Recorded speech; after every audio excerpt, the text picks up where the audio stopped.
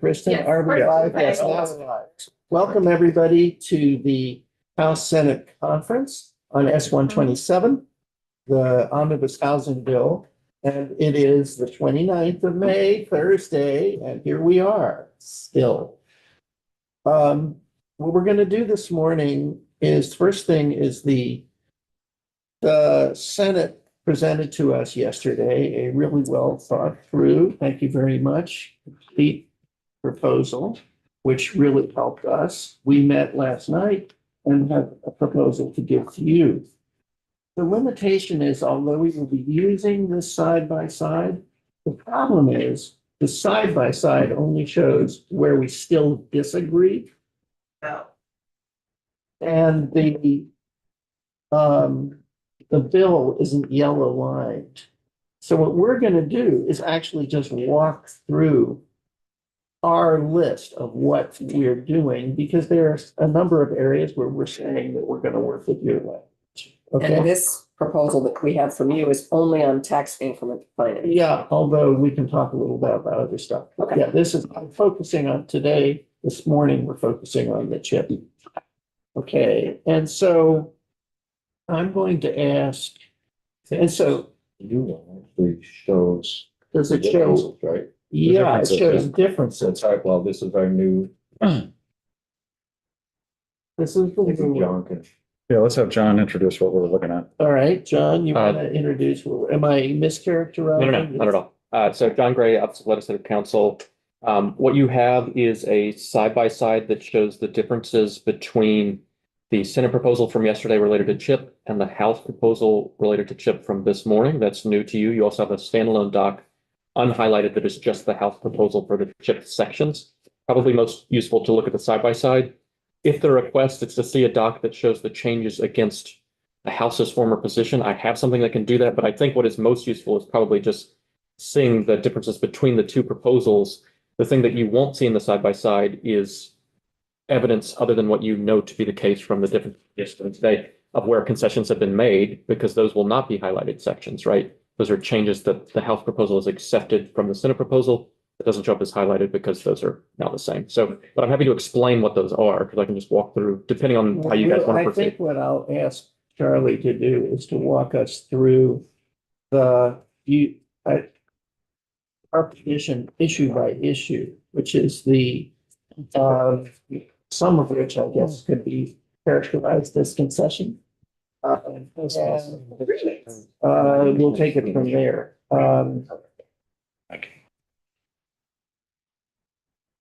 Shall we? Good morning. So good to see you, bright-eyed and bushy-tailed this morning. Yep. In fact, wondering whether we ought to be looking at yesterday's side by side, which will show language that we are agreeing to. Well, So do it any way you want. thank you, Mr. Chair. So this just shows remaining points of disagreement. So we want to talk about the things we do agree on. One is we are adopting your version of affordable housing. So as you have described it, and you'll see that on page 1. We still are maintaining the House position of in perpetuity. That is our proposal back to you. So that and takes us through that first one, improvements on page 2. Let me slow you down for a minute. Okay. So in other words, your schemata of how you define affordable housing, your mixed income, the low, moderate, and middle income, we're adopting that. Okay. Then on page 2, in terms of improvements, we have added the word reconstruction. On page 2, you'll see improvements means. And we really looked at what the definitions were within the TIF rules to look at that. So reconstruction is part of that. And then we just removed everything that was limiting or describing those specific things. It does not limit those. So it is, as long as it's in service of the chapter to create low and moderate housing, goes back to 1907, the section of the bill. Right, so that's very expansive. So Okay. okay, keep going. The purpose, which is section 1907. Give us a page if you're nice. Page 4. Just pass the definitions. Oh, it's past the definitions. Oh, yes. Okay, the purpose is on page 4. Of the side by side. Of the side by side. Sorry. Oh, I thought you were working from there. Right. Page 4 of the side by side. So we accepted your proposal to remove the word pilot. Okay.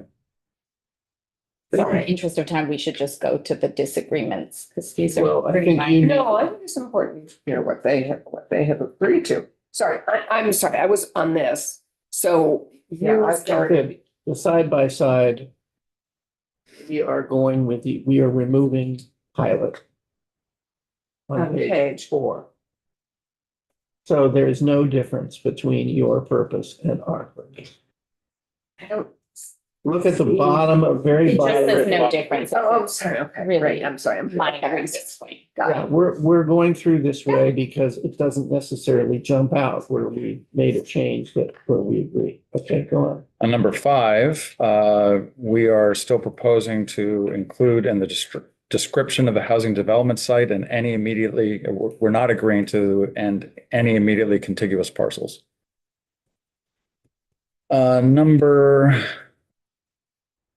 Okay. Page 7, also missing it. 7.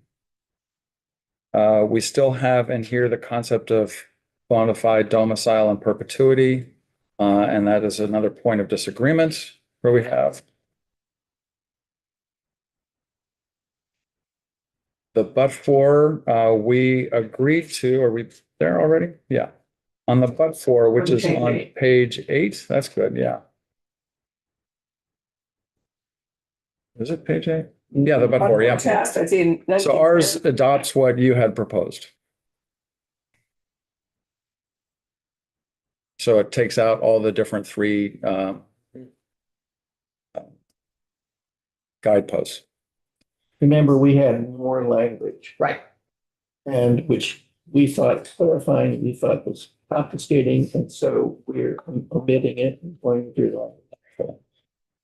At the bottom of page 8, a favorite of mine to change criterion to criteria because there's more than one. Yep. I'm thrilled, thank really you. thrilled. It's really important to me, yeah. It's important And to me that's- too, That's. where we're didn't. Yeah, he slipped it in. And then on page 9, because we're talking about how to identify the amount of this, floor space. So it gives VEPSI the ability to either determine it's at least 65% of the floor area of the projected housing development is dedicated housing, or the projected housing development meaningfully addresses the purpose of section 1907, which goes back to the 1907 section of the purpose on the previous page. Sorry, it's hard to read. Okay, So so I still we think, have a second Yep. provision, which Either or. basically said they have discretion. So if it doesn't meet the 65%, it's like, all right, can you just determine that it still meaningfully contributes to meeting the housing needs? Question about the 65%, I don't think it does, but does a parking garage count as floor area in the building? Or like it, Good question. That is exactly the reason that we think the 65% is going to have to be defined in guidelines or something like that by VEPSI, because every time you use that kind of thing, that's exactly the kind of question Right. they're going to have to which answer. is why maybe. Which is why we didn't want to get into the detail of it. I mean, I think there's a strong argument that, what if it's podium parking? What if it's a separate, I mean, that's the kind of thing they can deal with. But then they could probably deal with figuring out Yeah. the rest of it without a percent Well, prescribed. we think that in this proposal, there's a percent because we think there needs to be some clear definition, and we don't think substantial does it. On the bottom of page 9, we still are retaining the idea of a cap using the lifetime education property increment retention. So you'll see that in additional points of disagreements on page 10. Sorry, so We haven't changed the cap. I just can't read it. In the lifetime, Education property tax increment retention. That's a definition, excuse me, that's just part of what's necessary for the operation of the cap. On page 10, after our discussions yesterday, we agreed about having a longer timeline for VEPSI to approve or deny an application. So not later than 60 days following the site visit conducted as part of the application's review, provided the council may extend this period by not more than 30 days in extenuating circumstances. So that gives enough to 2 months. but 60 days after the site visit. Yeah, Right, With and an additional 30 days if they need it. Yeah. if possible. Yeah. Sorry, Chris, what were you saying? I was just saying with the addition of 30 days if they need it for an extension. Right. Okay, we still have, all right. The but for was still in there. And then the December 31st, we still have in this proposal to you the program length at 5 years. And then yep. Sorry, I've lost. you. Oh, I'm sorry, page 10. Yeah, I'm still. Item 3. Yeah. And so you're still stuck at you're still at 2031? Correct. Yeah. 2031, yes. And I'm sorry, the item above, number 1, that was the meets the but-for test, the process requirements, either of the project criteria, as Senator Meadows pointed out, either that 65% or meaningfully contributes to the housing needs of the community. Yeah, so it's an either or in that situation. So the limit is still 40 million. I believe Pat Titterton from the Joint Fiscal Office has offered to meet with anybody and talk through the math. If you want to go over that, that might be a better use of time outside of our committee conference. Also, it's not literally in here, but you all know there's an extra 5 million that the government made request. It's 40 million plus 40 million a year plus an extra 5 million a year if necessary. Just to be clear, the spreadsheet that Pat did was for 60% increment retention, which So is now no longer in your proposal either. That's true. Right. Yep. Okay, That can be adjusted. all right.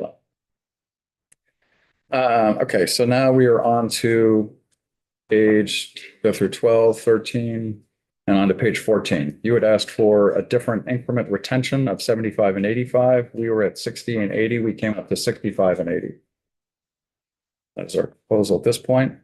Sorry, and that is, On page 14, on line yeah, subparagraph B, subsection 1. Is that the right? One and two. Subparagraph B? 1 and 2. Whatever. Correct. Subsection B, all right, B1 and 2, you've got 65% and 80%, yeah. 80%.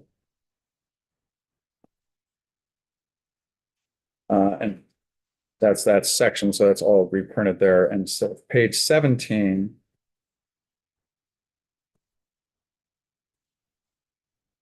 All right. This one is, I need help with on this one. oh, good, you can't read it either?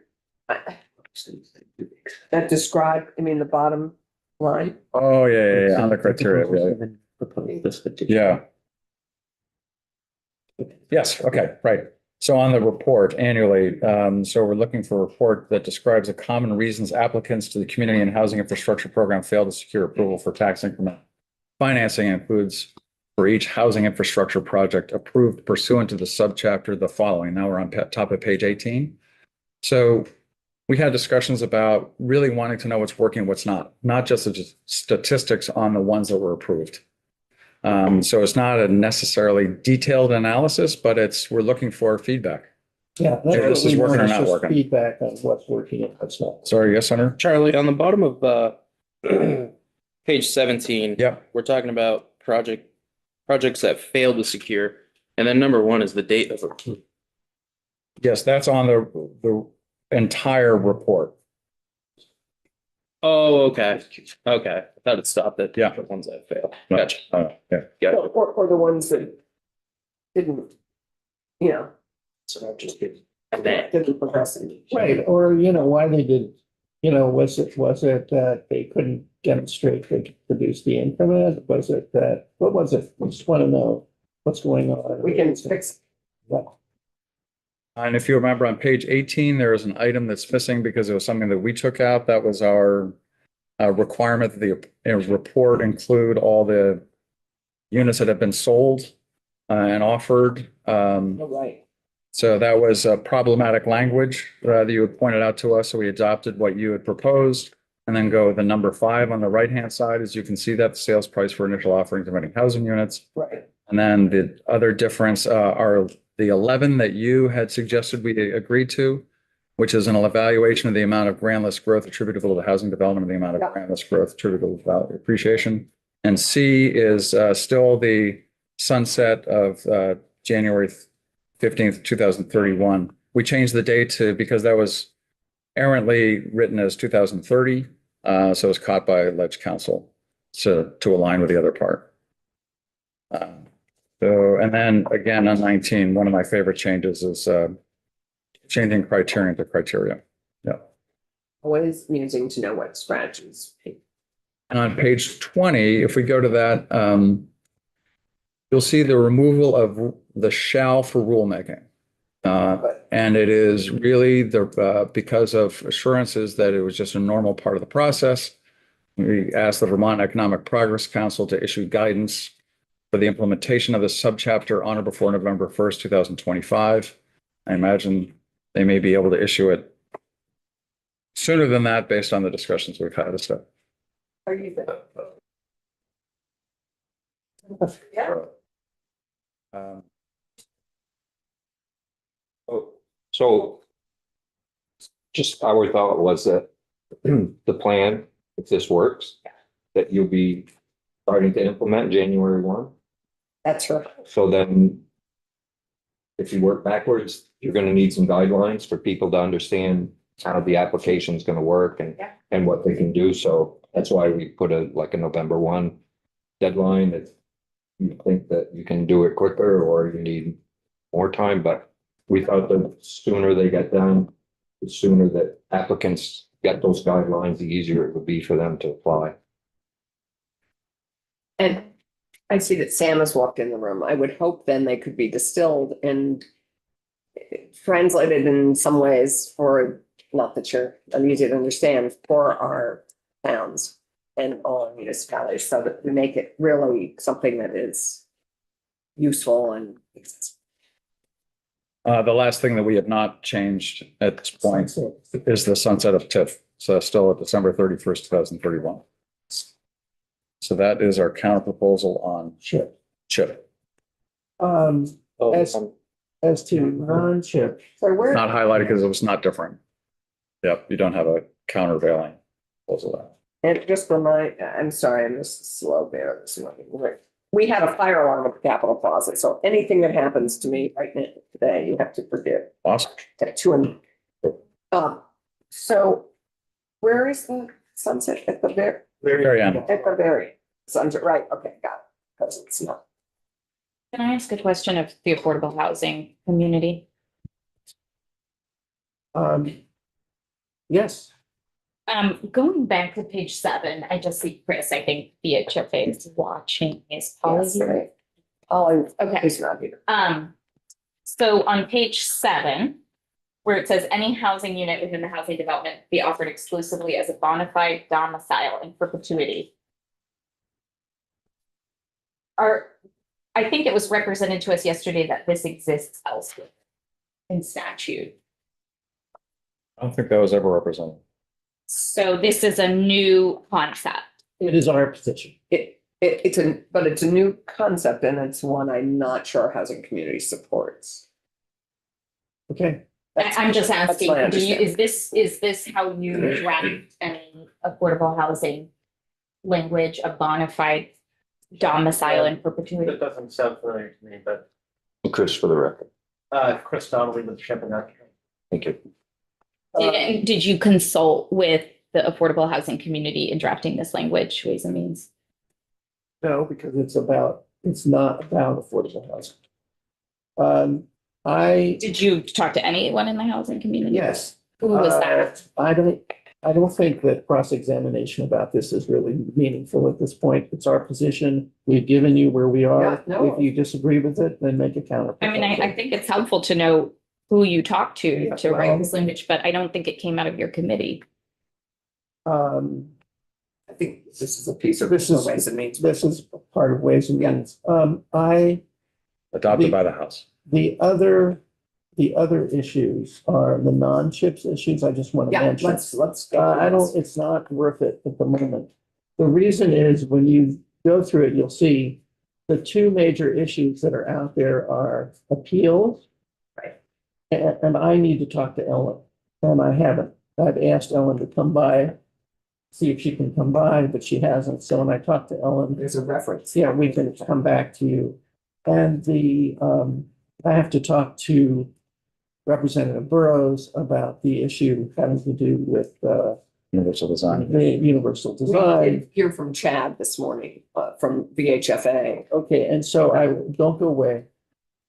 So, but I mean, I can't do that here. I need to just talk with each of these people, and then when we get back together, we'll be in a position to talk about that. I think it's a relevant question to ask who Ways and Means heard from to draft bona fide domicile in perpetuity.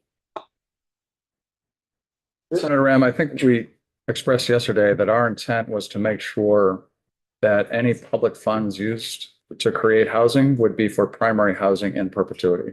That was the position of the Ways and Means Committee, or that is the position of the House, as voted by the House.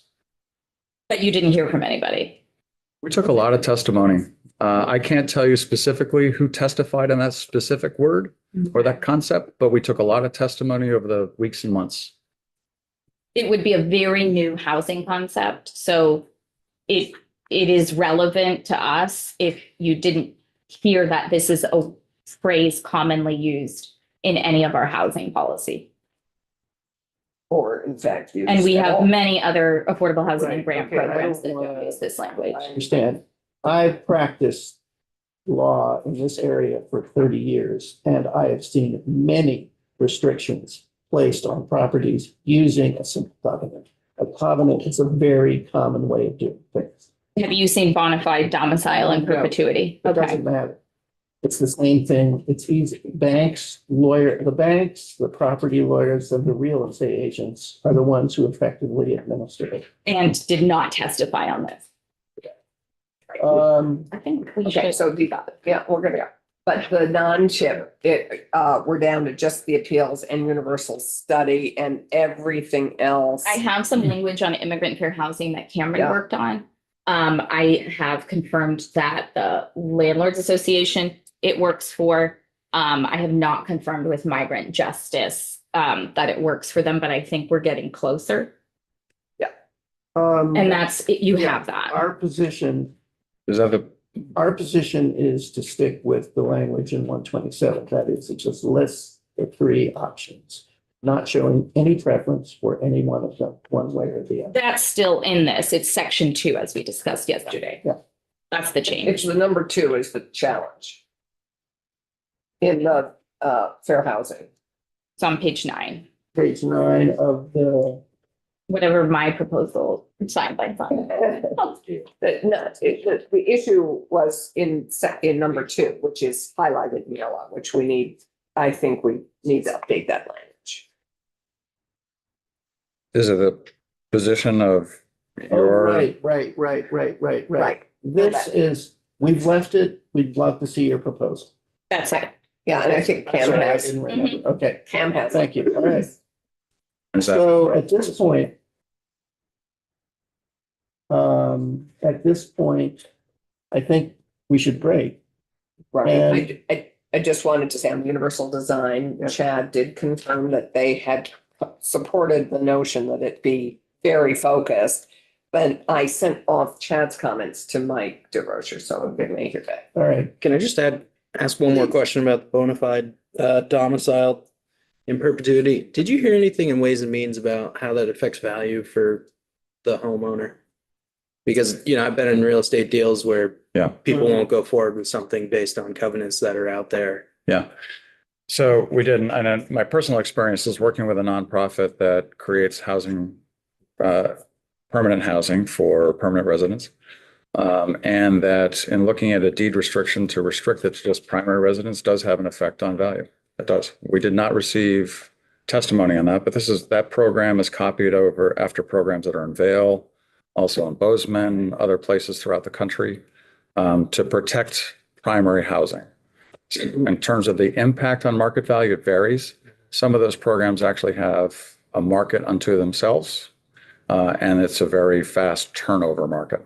Did you hear anything about, if it has to be a bona fide domicile?